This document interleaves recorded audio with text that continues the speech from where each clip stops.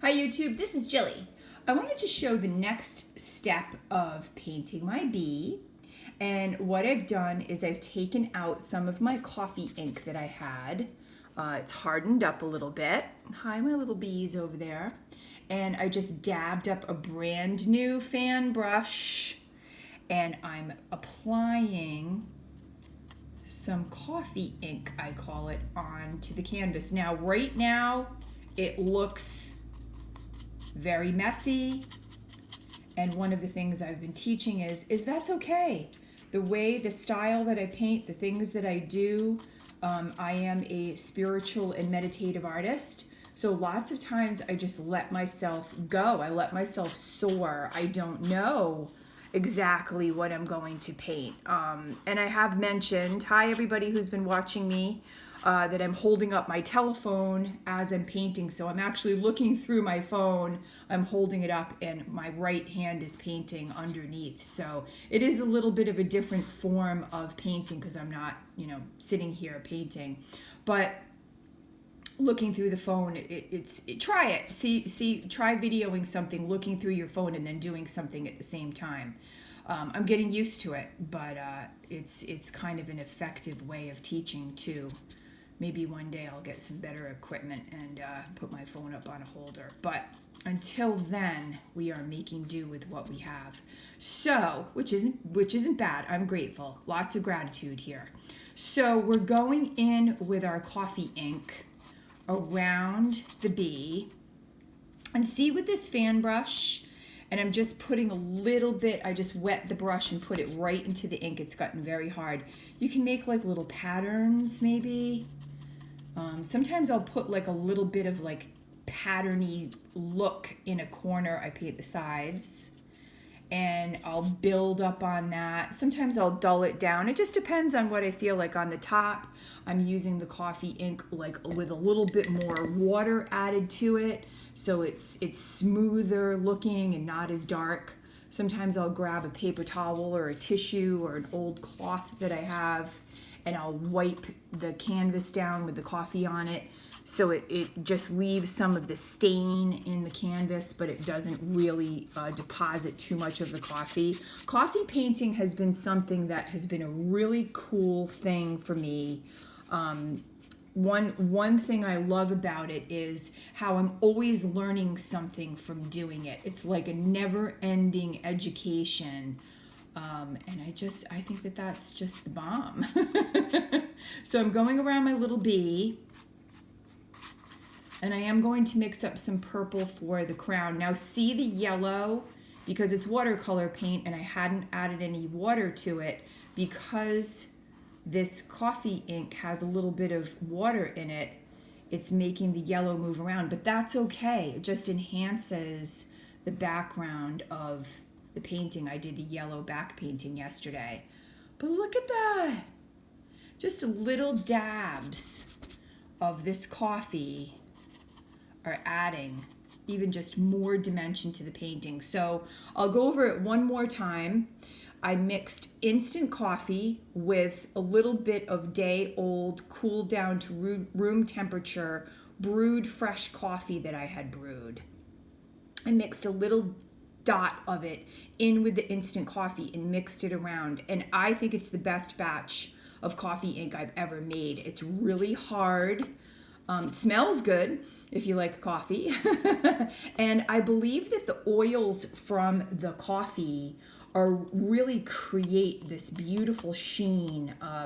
My last bee picture, my dandelion gone wrong picture that I painted a bee over it, somebody bought it, so it's flying through the mail right now.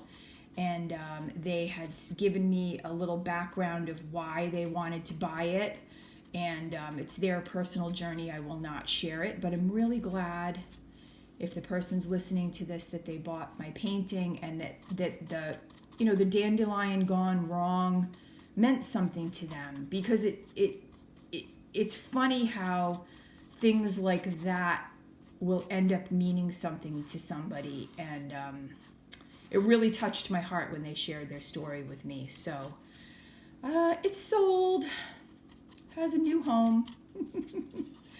And so here we are with our bee painting coffee on the background. And so what I'm naturally doing in a way is I'm leaving the top lighter to the painting and I'm bringing some darkness to the bottom, because what I really want to do is I want the crown to be enhanced in this painting and the light to be around the crown.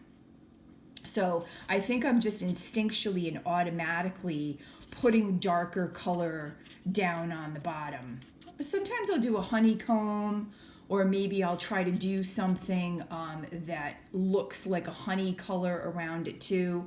I don't know, I might leave this one kind of a little bit plain because it's a smaller canvas. I think it's a 5x7. I've told people I always write the dimensions on the back of the canvas before I start painting, because I have a tendency to forget what size the canvases are.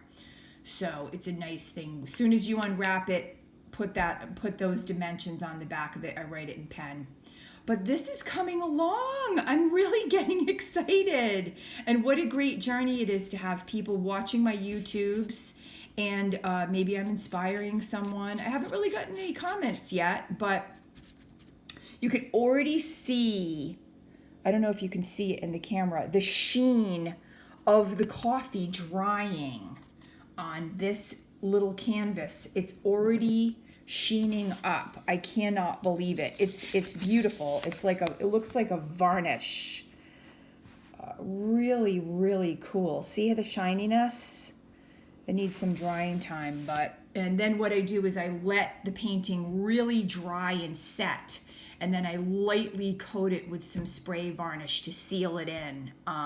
The other bee painting that I did, the Dandelion Gone Wrong, where I had painted the bee over the dandelion, that coffee that was in like the bee's body was so thick, it probably will be like drying for a while in some cases too. But it seemed pretty dry to me before I spray varnished it. But painting with coffee is still somewhat of an experiment to me, so I'm along the ride with you guys.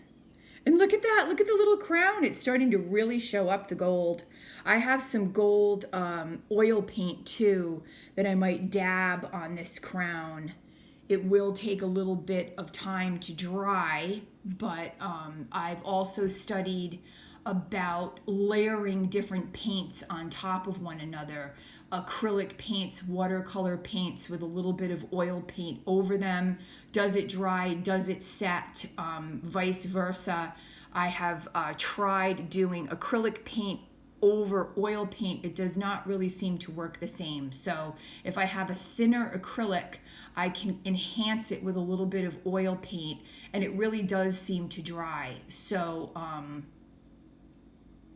it's just worth kind of experimenting. And I look up stuff and read about it too, what other artists do, what they think, and you know, the ideas that people have, the mixed media that people use, or medium. I always thought it was mixed medium, but somebody said it was media. So whatever, different types of paints can be incorporated onto one canvas, which I think is really cool, because I love to do that. If I want to grab maybe a pen or a watercolor pencil, or use my coffee paint, or just a little dab of something else, I can really create beautiful hues and colors. And look at the glistening, just a little touch of gold in that bee. Look at that, you can see it from that side now.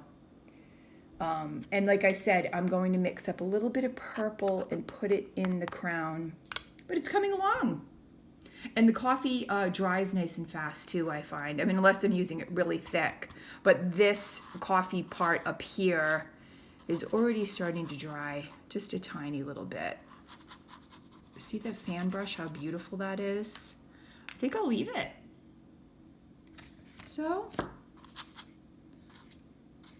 a little bit of the bee buzzing around. Get the side. Okay, time for some coffee. Love, love, Jilly.